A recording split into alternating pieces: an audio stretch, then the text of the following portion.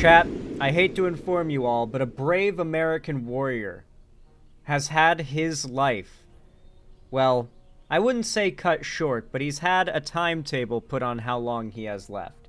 The greatest president in all of American history, Joseph R. Biden, has sadly been diagnosed with cancer. As you can imagine, there's been a broad variety of reactions to this. A lot of them have been sort of an I told you so kind of thing, like, see, Biden isn't fit for office, he's got cancer. Imagine if we'd elected him. And in my perspective, I'm just thinking, you're telling me there was a timeline where we potentially run Biden and Kamala again, and they win. Biden dies of cancer, let's say 2 years into his second presidency, and Kamala Harris takes his place as president because she would be vice president, and then we end up with President Harris.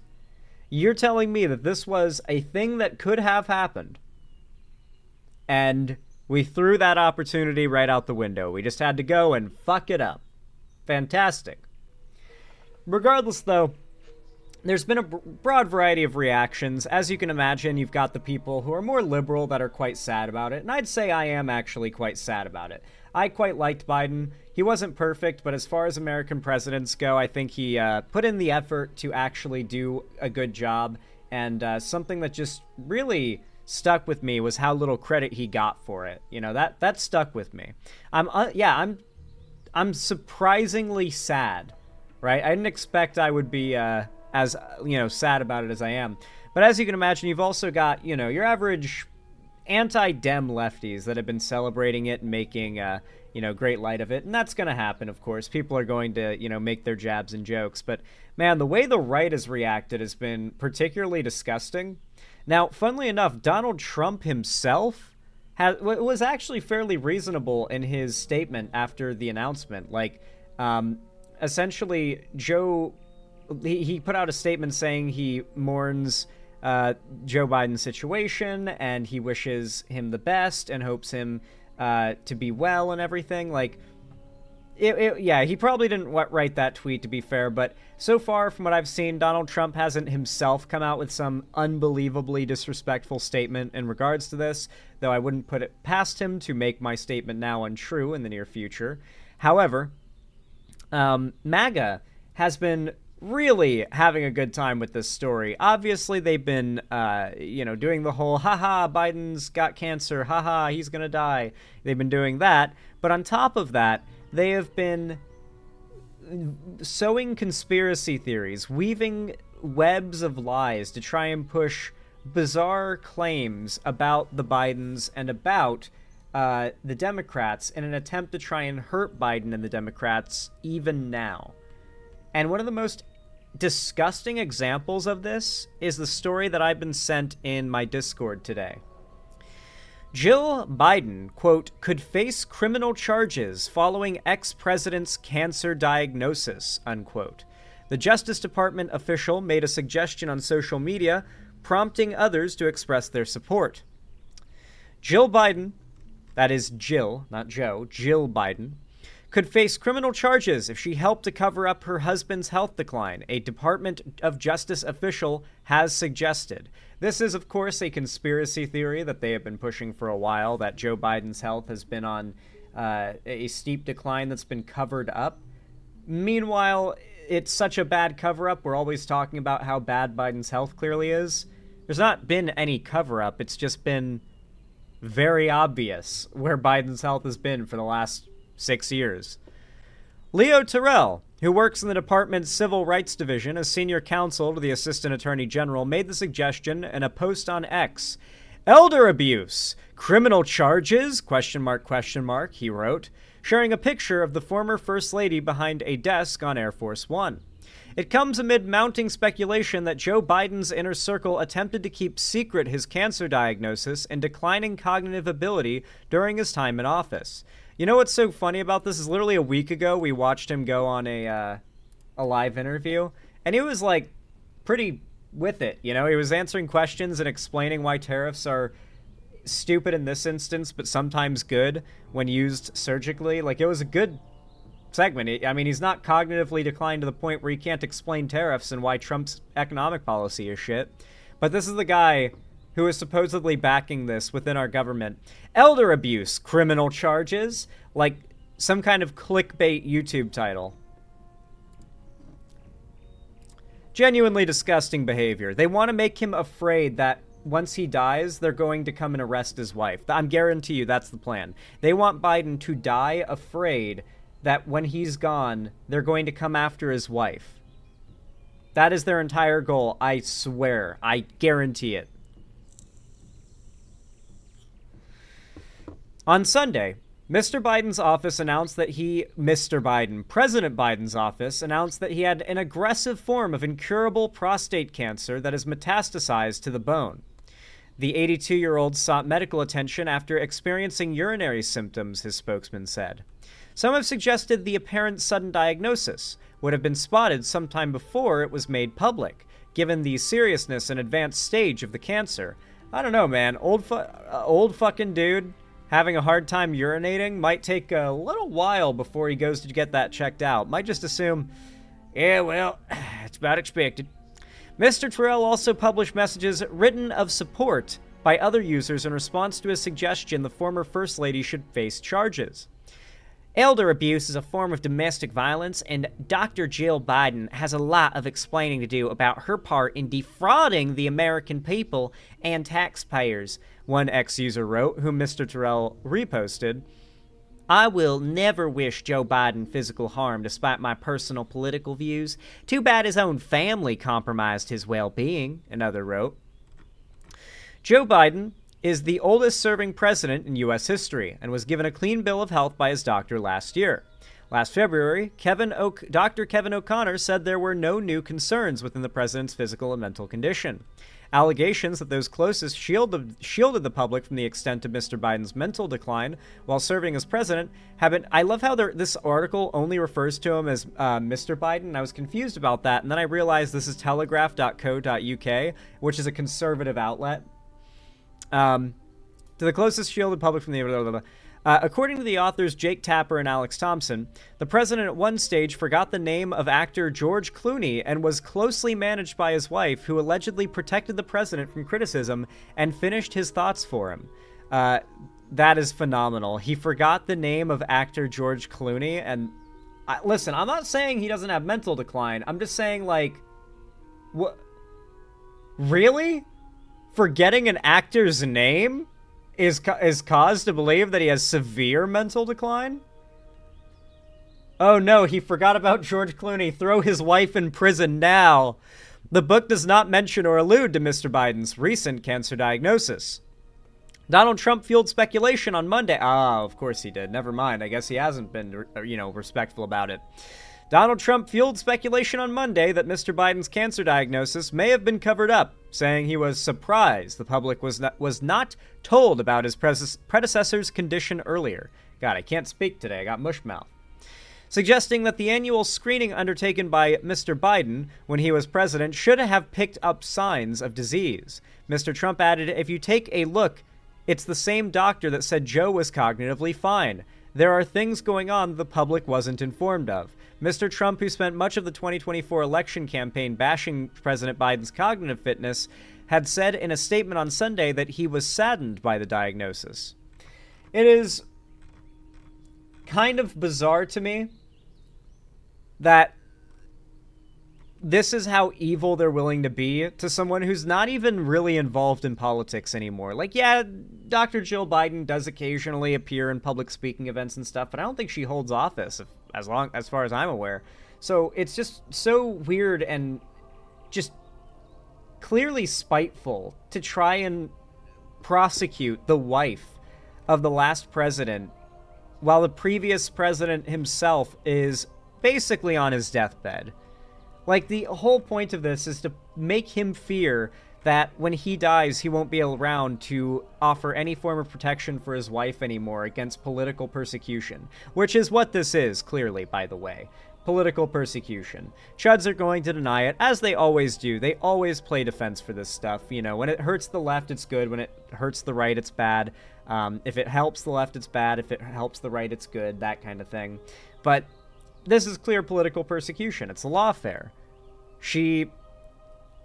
They're not going... If they do an investigation and they find nothing of serious note and it ends there, then I will stand surprisingly corrected. But from what I can tell, this is just going to be a blatant attempt at political persecution. And not even against the person that they're particularly mad at, too. It's literally political persecution by proxy. It's so sad. And by the way, for people who don't know what I'm talking about when I say that Biden's cognitive decline, while it might be a thing, I don't necessarily think it's that severe. Like, we watched this Biden interview just the other day.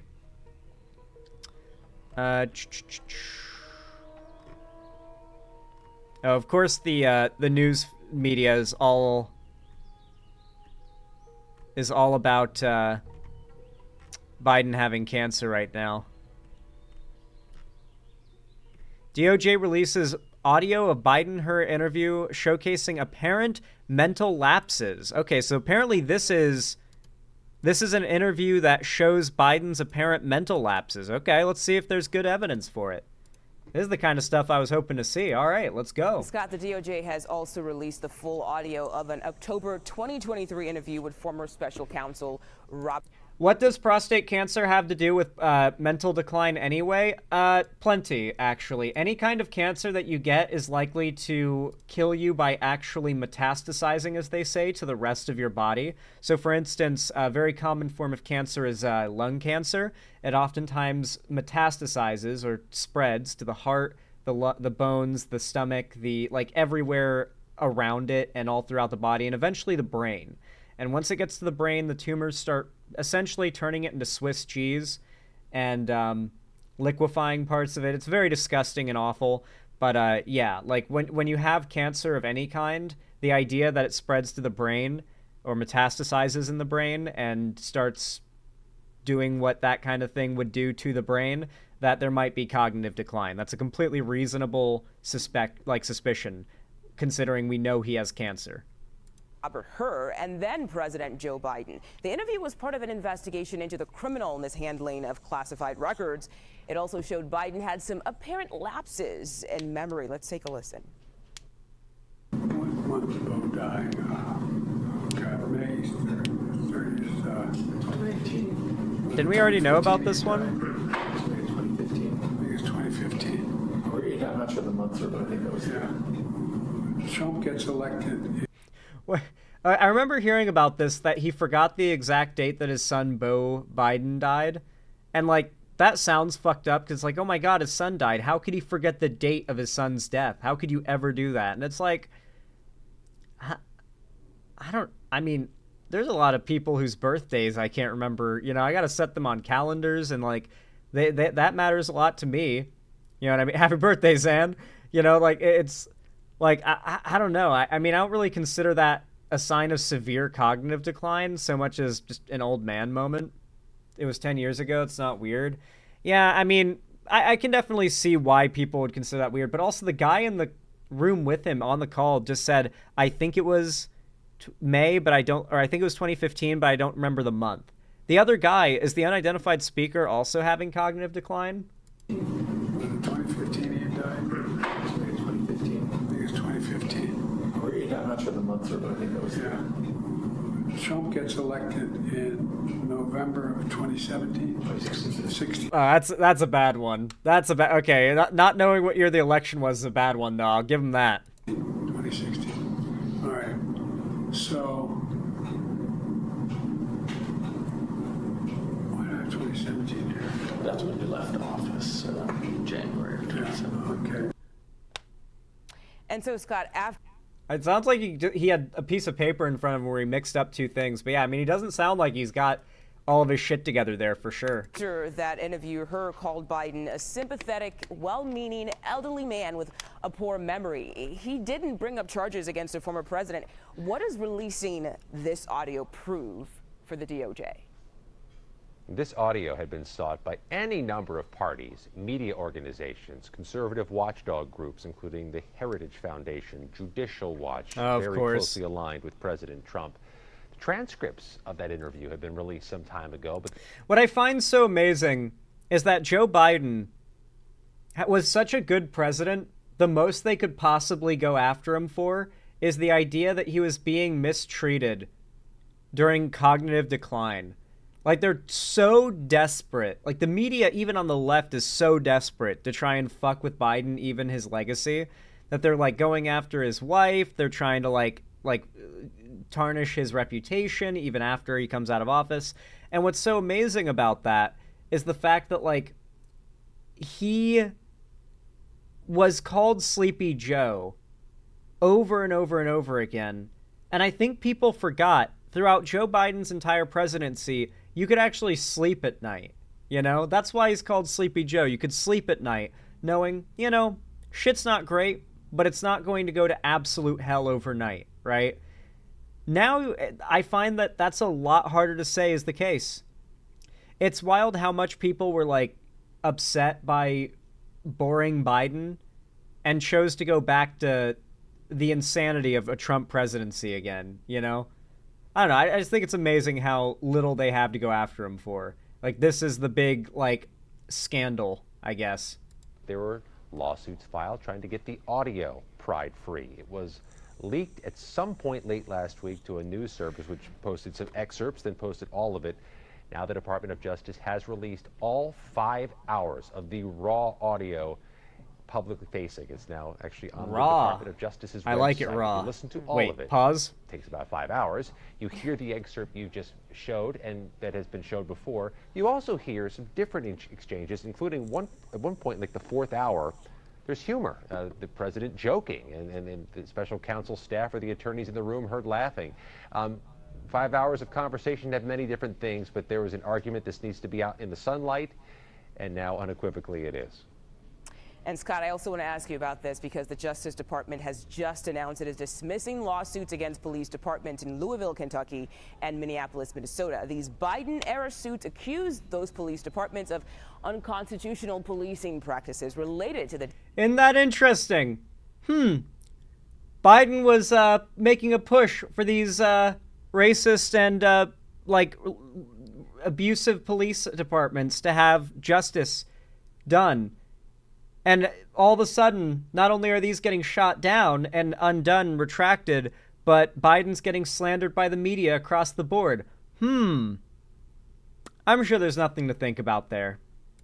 Deaths of Breonna Taylor and George Floyd. Can you tell us about these lawsuits and why they're now being dismissed? These were really 11th hour moves by the Biden administration. Some of this was consummated in early January before the inauguration. The lawsuits also trying to help the Justice Department secure a long-term oversight agreement with the Louisville and Minneapolis police departments amid allegations they use too much force, that they violate policies after the shootings of Breonna Taylor in Louisville, the murder of George Floyd in Minneapolis. But the Trump Justice Department is trying to disentangle itself from police oversight. They think that's micromanaging and an overreach of executive authority, so they filed a motion in Minnesota today to dismiss their legal challenge against Minneapolis, and they announced today at Justice Department headquarters they are shutting down this federal oversight in Louisville and Minneapolis. Everybody saw this coming because they have been delaying the processing of that oversight ever since the president took office. Okay. Well, of course. Biden actually doing good shit, but it has to be covered up with conversations about how he supposedly there's some grand conspiracy because he's old. And like, I feel like the more boring and lacking in any real scandal that a president on the left is, the more unhinged yet loud the criticism will be. We're talking like Obama's suit color, or the choice of mustard he got during his presidency, or the fact that, like, they need something to latch onto. Trump is constantly throwing stuff out there to latch onto for some negative coverage, the easy clicks and whatnot. But with, like, Biden and Obama, it was just the most ridiculous, unhinged bullshit, you know? And the actual failings they had were so basically boring, real politics shit. No one really cared. No one really cared that, you know, Obama didn't close Guantanamo Bay like he promised, right? Like, no one actually really cared about that. It didn't affect them and what they voted for in 2012. No one actually gave a fuck. But that is politics, after all. It always has been like that. But hey, conservatives being evil and turning a tragedy into something they can benefit from, who's surprised? I certainly am not.